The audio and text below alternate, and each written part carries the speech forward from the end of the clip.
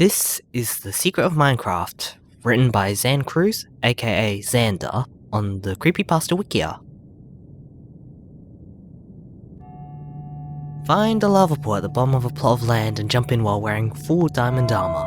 After that, sink until your hearts are half depleted. You will suddenly fall into a room of pure obsidian. There, you'll meet someone called the Gatekeeper. After you kill him, the eastern wall will fall away to reveal a hall of pure diamond blocks. After walking for about a minute or so, you'll enter a gigantic cavern of glowstone.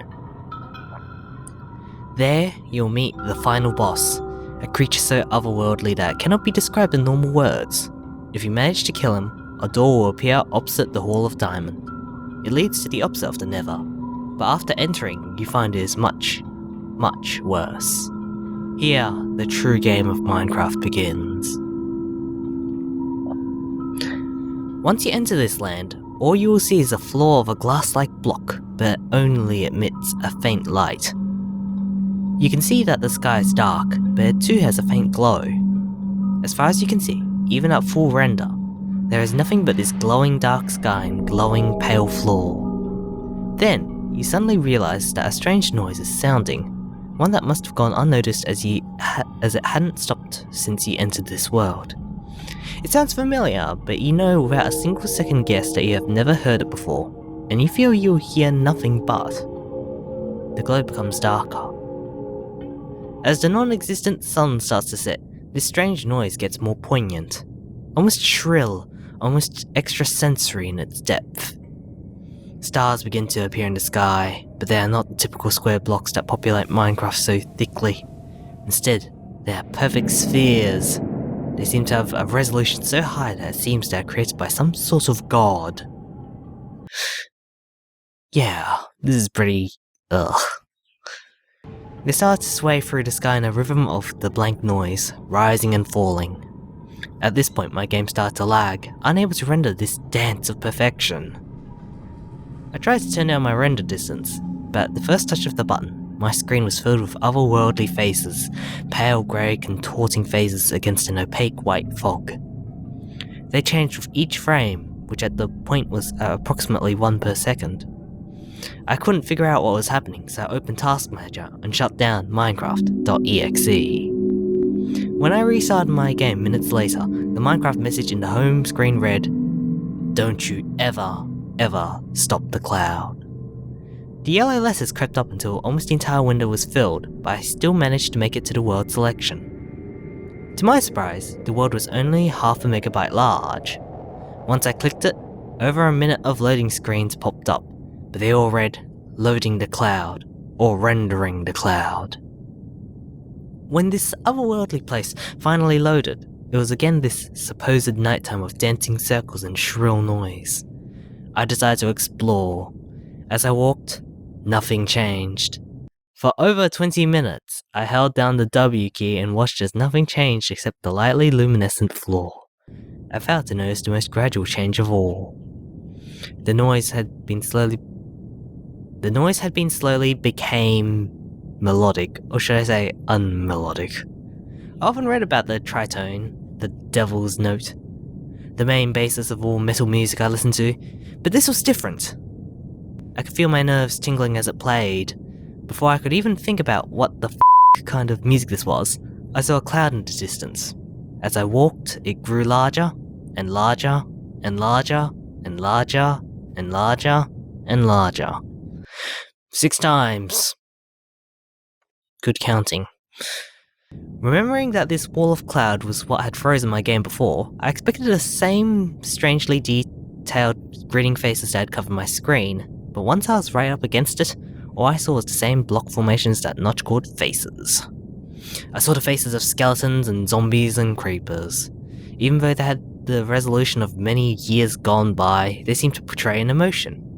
I could see tears fall from them, as small as a tiny single pixel.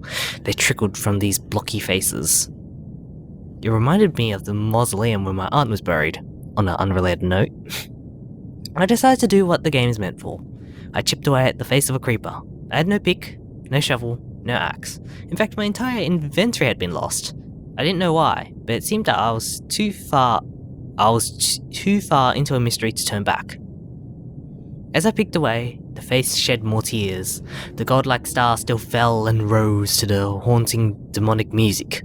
That's when I broke through and a vast explosion of raping fire spewed from the opening. Who describes fire like that? I backed away as fast as I could, expecting to die, but I had a full health bar. In fact, the fire had done nothing to me. I stepped nearer. Nothing. I stepped into the fire. A sound unusually realistic resonated, and I knew my flesh was burning. It made no difference. My health was fine, so I stepped into a 1x2 hall that housed the flame. I walked down this hall, only seeing the flame and hearing the sound of my flesh burning. Then a voice arose. It was deep. It was the sound that the demonic gods of our dreams seemed to speak in. What's this guy believe in? Anyway, it said, "This is your scourge. This is your passion. This is the purification." When the last resounding syllable sounded, I walked into a vast hall. It was like the Nether, but it was more beautiful, almost dystopian. I think you mean utopian. Fire still burned, lava still fell, but in cascading geometric shapes that seemed to complete the world. I saw other people too. The same low-definition versions of myself I had not seen in so long. But I also saw horrors. Creepers, zombies and skeletons, all chained, all in bondage, weeping, crying, being tortured for fun. I saw them tied to a table, their entrails being torn out with picks as the people laughed. Their hissings and growls were now replaced by terrified shrieks and cries. All the spilled blood could be seen so clearly, it was like watching it flow from my own face. I could see the anatomy of these creatures as clearly as they would have been in some grotesque biology textbook. A human looked over to me, walked away from the zombie he was bludgeoning, looked me in the eyes and said, "Prepare for your hell, He hit me, and my heart fell. I ran, not knowing why I was the enemy. I ran as he chased me, chanting, "Your hell is the prison of our kind. Prepare to taste the pain that you have given our brethren." As I ran, the haunting music still played, but I could hear myself. Not the sound of my burning flesh, not my heavy breath, but I heard myself hiss. I ran and ran and ran as the chants chased me, until they faded away. I was in a small room. Fire outside illuminated it, but it was still filled with a dense darkness. I heard the same demonic voice say, "You have become yourself. Your disguise of humanity's skin has burned away. You are now pure of body and of soul. Go free your people and unmask the hellish figures that captivate them." Not knowing what to do, I turned around. A creeper was staring right the f*** in my eyes. I tried to run, but only ran into the other side of the small room.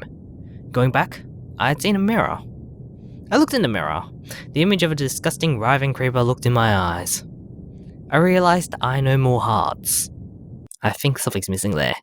Not that they were empty. They were gone. I walked into the fire outside, and only my hissing vocalizations were heard. A mob of humans came after me, chanting the forbidding chant. Backwards, forwards, in Latin. Growling, screaming, wailing, they chanted, "Vox est mundi, inferno captivare antide." That doesn't make a bit of sense to me. I tried to run, but I was frozen. As they surrounded me, I hissed. I wailed, shrieked. The scream became perfectly detailed as if it mirrored the world. Whose world? The music grew louder as did everything. My ears rang from the barrage of senses. Then I exploded. I the creeper. I the monster. I the terror. I the murderer. I sacrificed my wretched self for my similarly wretched comrades. The thing I used to fear I had become. The thing I used to be, I crushed. I had become the savior of the deadly walking terrors that plagued the world. My world, the hell of my former kind, the earth, the captivating prison that entertains us with its seemingly endless landscape. Released from the hell, I finally reached my true form, the monster, the thing that chases the prisoners from their gilded cell, the savior. The screen was blank. All I heard was the hissing and growling of the terrors. I understood what they said. They worshipped me. The sound continued. It grew louder until my speaker buzzed and my ears rang. I tried to turn it off, but nothing happened. I cowered. I cried. I fell in the corner. All I could do was contemplate what this meant. I felt as if I was the one who was trapped in this earthly cage.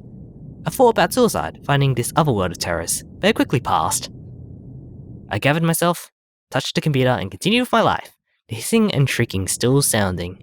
Even as I write this, I feel my praise, coming from our grotesque dungeon masters. What do you think about this page? Average rating 3.5. Categories: Ritual, Dismemberment, Video Games.